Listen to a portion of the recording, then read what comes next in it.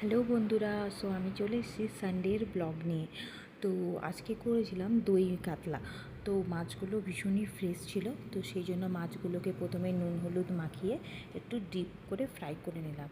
দেন মিক্সির মধ্যে পেঁয়াজ রসুন একসঙ্গে বেটে নিলাম। দিয়ে তেলের মধ্যে পেঁয়াজ রসুন দিয়ে ভালো করে মশলাটা কষালাম নুন হলুদ দিয়ে।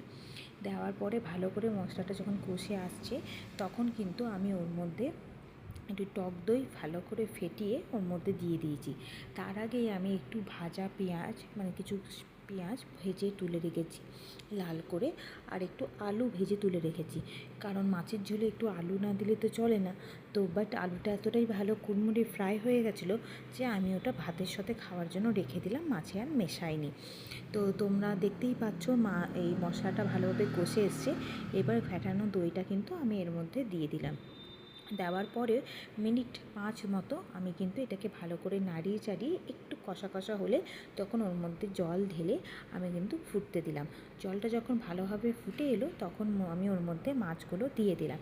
দিয়ে 2 মিনিট মতো মাছগুলোকে ফুটিয়ে তার মধ্যে কিন্তু ভাজা পেঁয়াজ ছড়িয়ে সাদা গরম ভাতের সঙ্গে আর আলু ভাজা আর আমের চাটনির সঙ্গে পরিবেশন করলাম। দারুণ লাগলো, তোমরা খেয়ে অবশ্যই